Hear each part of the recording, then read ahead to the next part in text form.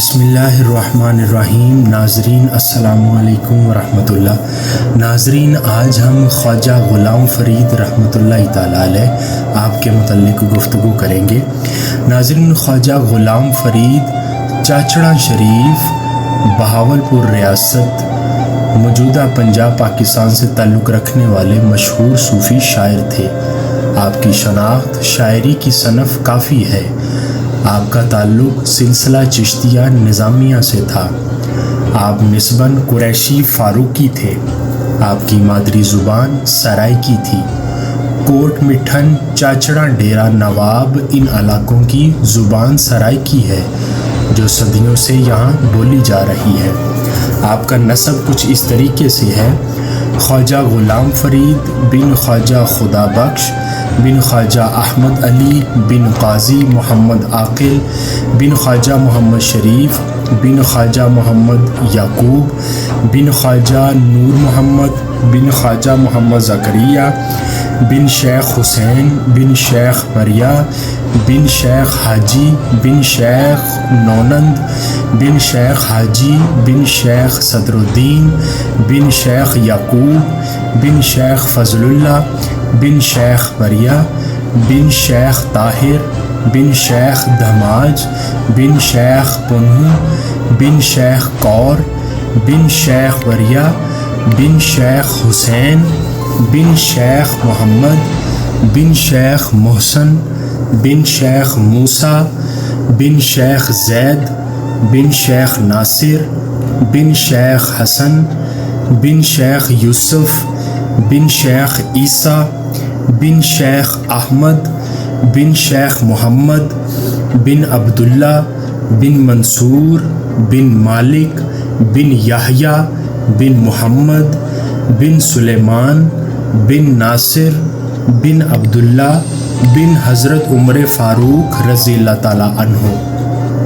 ناظرین، خواجہ غلام فرید کی پیدائش بروز منگل 25 ذی-القعدہ 1261 ہجری بمطابق 25 نومبر 1845 عیسوی کو بہاولپور کے قصبہ چاچڑا شریف میں ہوئی۔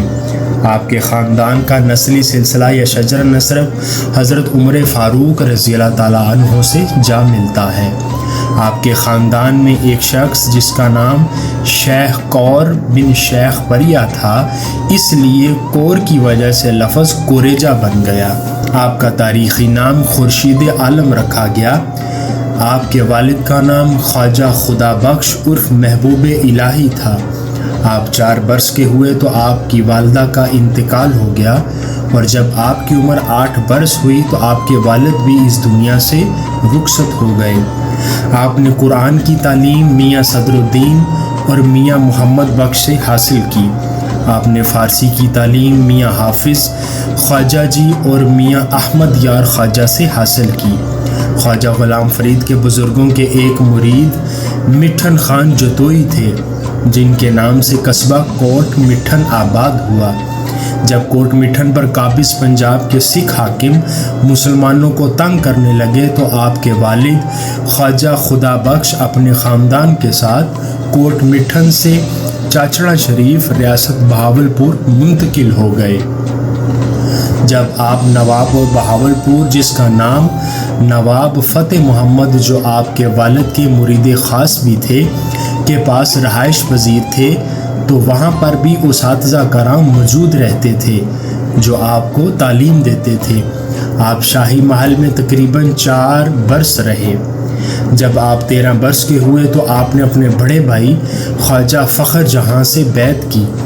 جب آپ کی عمر 27 برس تھی تو اس وقت آپ کے مرشد اور بڑے بھائی خواجہ فخر جہاں کا انتقال ہو گیا۔ پھر آپ سجادہ نشین بنے۔ آپ بڑے سخی تھے۔ آپ کے لنگر کا روزانہ کا خرچہ 12 من چاول اور 8 من گندم تھا۔ تقریباً 100 سے 500 آدمی ہر وقت آپ کے ساتھ رہتے تھے۔ آپ کے پاس جو کچھ آتا سب شام تک غرباء و مساکین میں بانٹ دیتے تھے۔ آپ کی جاگیر سے سالانہ آمدنی 35,000 روپے تھی۔ آپ انتہائی سادہ تھے۔ آپ دن میں گندم کی 1 روٹی کھاتے اور رات کو گائے کا دودھ پیتے تھے۔ آپ 18 برس چولستان میں رہے۔ آپ نے اپنے مرید خاص نواب اور بہاولپور، جس کا نام نواب صادق محمد رابع عباسی تھا، کو نصیحت کی تھی کہ زیر تھی زبر نہ بن، متا پیش آمدی ہووی، یعنی نرمی اختیار کرو، سختی نہ کیا کرو، ورنہ اللہ تعالیٰ تم پر بھی سختی کر سکتے ہیں۔ آپ نے شاعری بھی کی اور آپ کا زیادہ تر کلام سرائکی زبان میں ہے، جس کا نام دیوان فرید ہے۔ اس کے علاوہ اردو، عربی، فارسی، پوربی، سندھی اور ہندی میں شاعری بھی کی ہے، اور آپ کا اردو دیوان بھی موجود ہے۔ آپ کے سرائکی دیوان میں 271 کافیاں ہیں۔ آپ نے کافی کی صنف میں ایسی باکمال شاعری کی ہے کہ بلا شبہ ان کی شاعری دنیا کے عظیم ترین ادب کا اثاثہ ہے۔ سرائکی شاعری کو جس اعلیٰ مقام پر آپ چھوڑ کے گئے تھے، آج بھی ان سے بہتر نہیں کہا جا سکا۔ لطیف احساسات، جذبات اور اس میں وجدانی کیفیت کو اس طرح ملا دینا کہ شعر و شکر ہو جائیں، خواجہ کی شاعری کا ادنا کمال ہے۔ ناظرین، سلسلہ چشتیہ کے عام مسلک کے مطابق آپ کا نظریہ بھی ہمہ اوز تھا، یعنی آپ توحید وجودی کے قائل تھے۔ آپ کا تمام کلام اسی رنگ میں رنگا ہوا ہے۔ انہیں ہر رنگ اور انگ میں اللہ کے حسن کے جلوے نظر آتے۔ بقول پروفیسر دلشاد کلانچوی، خواجہ صاحب عموماً حالت وجد میں اشعار کہتے تھے، یعنی حال وارد ہوتا تو کچھ کہتے تھے ورنہ نہیں۔ ہر وقت فکر سخن میں محو رہنا ان کا معمول نہ تھا۔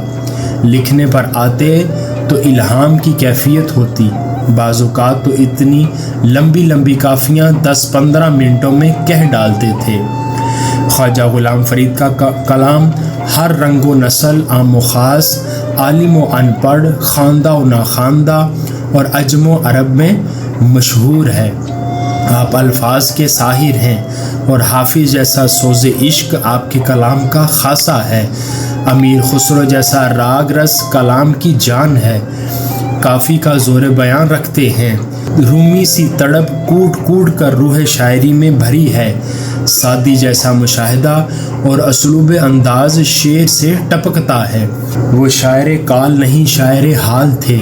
ان کا کلام روح پر اس طرح اثر کرتا ہے جیسے چشموں اور جھرنوں سے بہتا ہوا بھیوی راگ نہاں خانہ دل میں اترتا محسوس ہوتا ہے۔